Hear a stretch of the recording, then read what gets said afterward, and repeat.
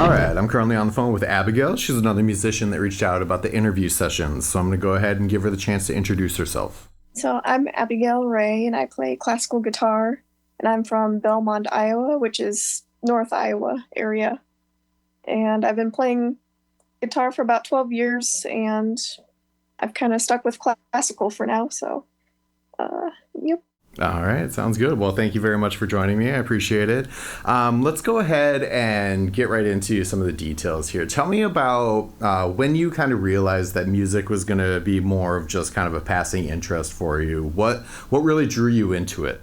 Well, when I was younger, my mom took me to ballets like Tchaikovsky, and when I was little, she had me in dance and ballet, and my brother sang a lot, and my dad plays guitar. And later on, soon started learning guitar. Before that, I started school, like French horn and school band and stuff, but then learned some guitar, and that kind of really set off what I wanted to do.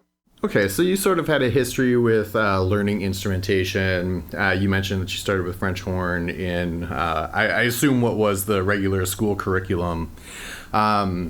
Did you keep up with that in tandem with a guitar, or at some point we're just like, I'm just going to focus on guitar? Well, mostly through high school, I focused on guitar. I still played French horn, but after high school, I just left the French horn for high school. But it was good for school and enjoyed it. But pretty mostly concentrated on by high school, mostly concentrated on guitar. Okay, and then while you were in school playing like concert band and stuff like that, did you also have private lessons for French horn? Yes, for during school hours, and it was part of the classes I was taking for like band class, and then during free time in the school, I would have like 15-minute lessons and stuff like that. And sometimes I would play guitar too, because I played in jazz band in high school. So I would have time for that too.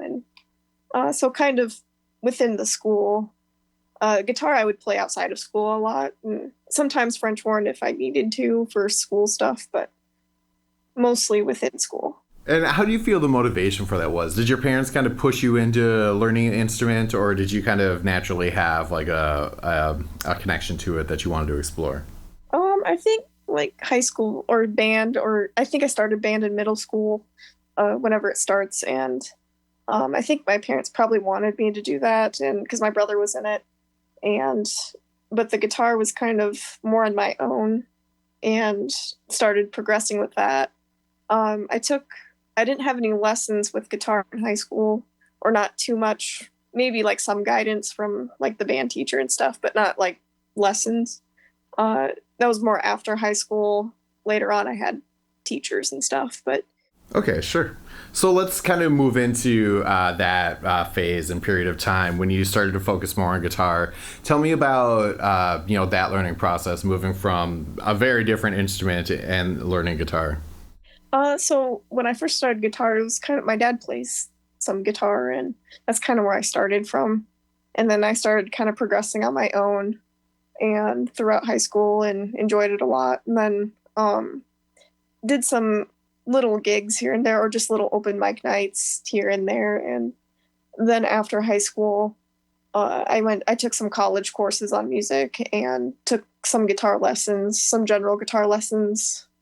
And I was already starting some classical already, but the guitar lessons were kind of more general guitar, which still helped a lot. And then later after that, I took some classical lessons abroad for a little bit, and um, for a couple months, which helped a lot too. So I've had teachers off and on, and I kind of take classes off and on just to learn when I can. Awesome, that's great. So tell me about what the end goal you had in mind for that was, that's kind of putting a fine pin in it. But like with a broad-ended answer, what did you kind of hope to accomplish with learning classical guitar?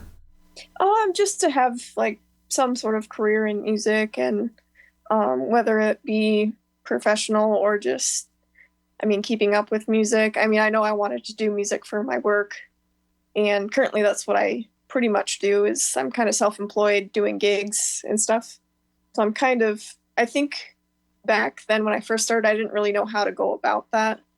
But now I basically have somewhat of my own self-employed business doing, I mean, I schedule gigs and stuff, and I've learned how to do all that and more often.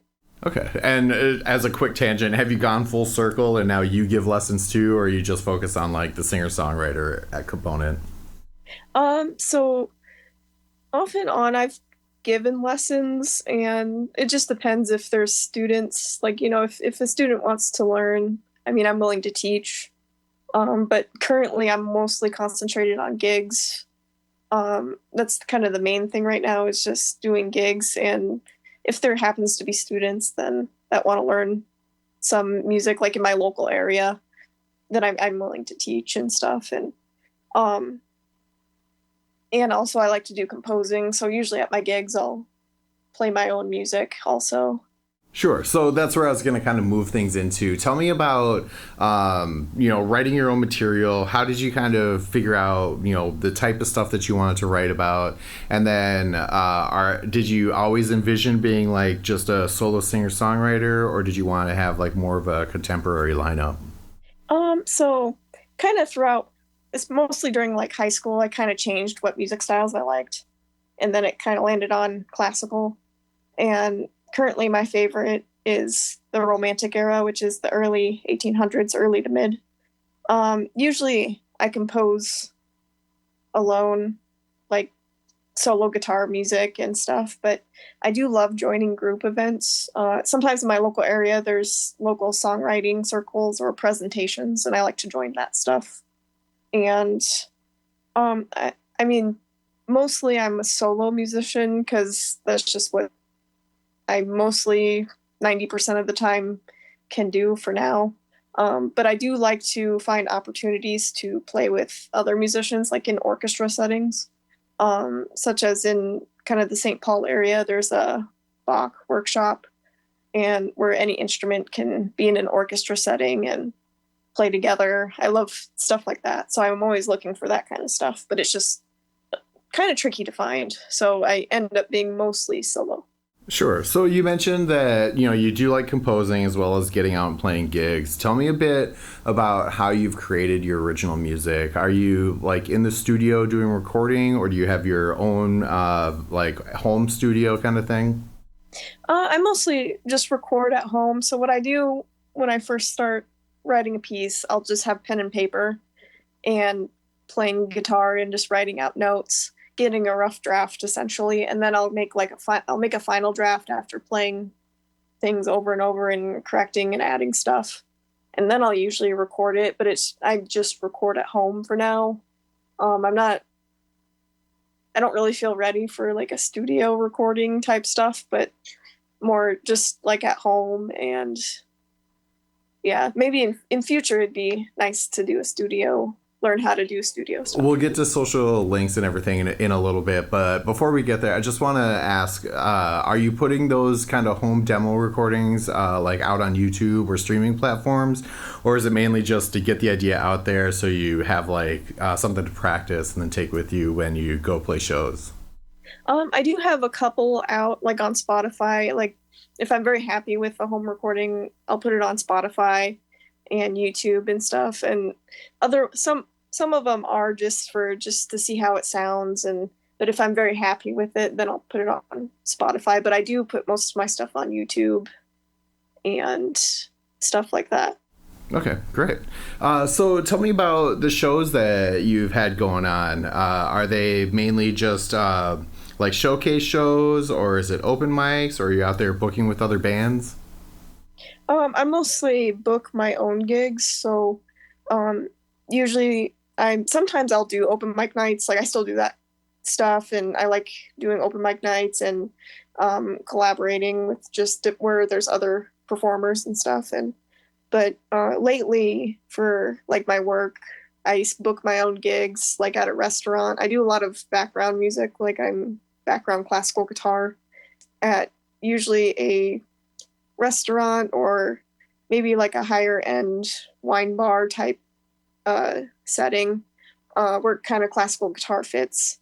And I mean, I book my own full gigs that are usually like between 1 and 3 hours, and also my main gigs that I book are retirement homes, which those are some of my favorite. Sure. All right. So tell me a bit about where this is all leading to. Do you have like a grand kind of goal in mind that you're working towards, or is it kind of just up in the air and you're just kind of going along with the ride? It's somewhat up in the air, but also at the same time, like with the gigs, I mean, I just hope to continue doing that and growing and finding more interesting places. It'd be cool to travel more with it if it works out. If I can book it, gigs in the right timelines and stuff to travel more, because that's just one of the hard parts is trying to travel, but then booking gigs to make the travel worth it sort of thing. But one other thing, the other side of things is I like to compose some orchestra stuff, or I try to compose orchestra stuff and do the best I can with it. But so in future, it'd be cool to work with an orchestra or something like that with original music, and or just some sort of workshop or something where you can kind of learn how to do that. Um, or a class or something. Maybe in the future I'll take a class or something like that. So that's kind of my goals. Awesome. That's great. So tell me some of your favorite memories that you have that have really made an impact on you that keep you want to continue to pursue music. So I've had many memories with music, such as traveling abroad to Austria and Germany a couple years ago. One of my favorite concerts there, um, I heard the same piece in both play in Vienna and Leipzig. I went to two concerts, two separate times, but they played the same piece.